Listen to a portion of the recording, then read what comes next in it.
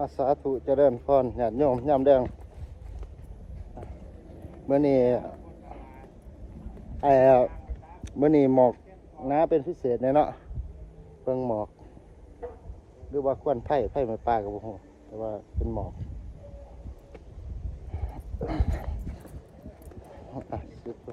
พามาเบิ่งเนาะยามแดงอยู่ริมคลองแนมไปบ่เห็นหยังเลยมีแต่ควันไผ่หรือว่าหมอกยามแดงกับผมตะเว้นก็สิเริ่มตกดินแล้วตะเว้นตกดินเป็นเวลา6 โมงกว่าแล้วเนาะตะเว้นยังอยู่ดังผู้อยู่เบิ่งหมอกมลพิษทางอากาศย่านไผ่ไหม้ป่าอยู่แต่ว่ามันควรได้ปานนี้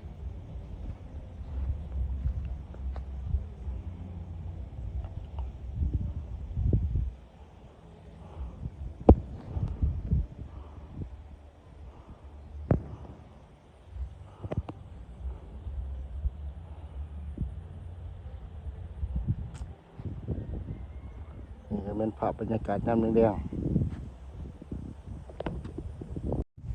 ทางกุฏิครูอาจารย์ก็ออกมาหับลมเพราะว่าฮ้อนแห้งเนาะช่วงนี้ฮ้อนแห้งเห็นลมมากอะออกมาหับลมคือว่าลมมาอันนี้ถ้าก็ได้ถนนใหม่เนาะถนนหิมคลองกันเลยมาเฮ็ดถนนหิมคลองเป็นรถแก่สายหรือว่าคนสายเขาสิมาแลนกำลังเฮ็ดหมู่บ้านกำลังเคลียร์สถานที่รถสายสีแดงก็ได้มาเคลียร์ทาง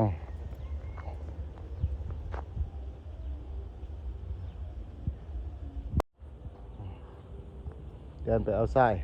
ปูนหาญาติโยมเห็นไปพุ่นน่ะกองทรายเพิ่นได้มาประมวลเนาะ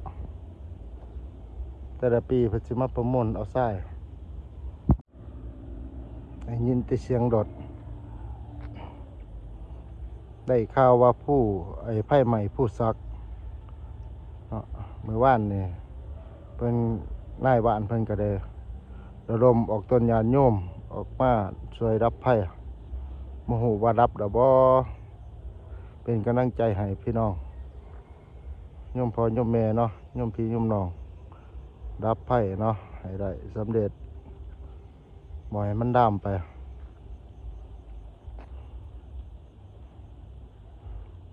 อยู่ที่น้ำคลองเมืองปากไร่แขวงสยบุรียามแดงๆถือว่าเป็นภาพบรรยากาศยามแดงเดี๋ยวลงมาน้ำคลองลงมาก็พอดีมาเบิ่งถนนหนทางใหม่ได้เฮ็ดหนทางใหม่สำหรับคนทราย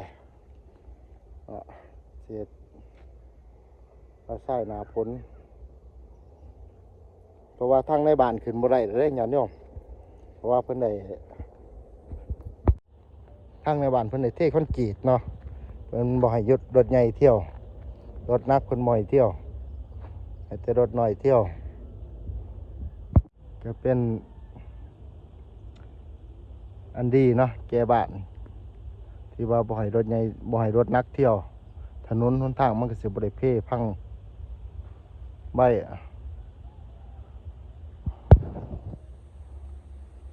มันก็สิทนนานกลุ่มหลายปี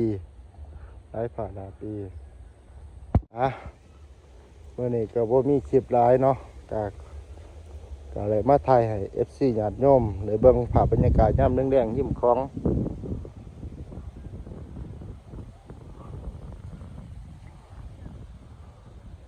ให้ญาติโยมได้เบิ่งสำหรับมื้อนี้ขอจบคลิปเพียงเท่านี้ซะก่อนเด้อสาธุเจริญพร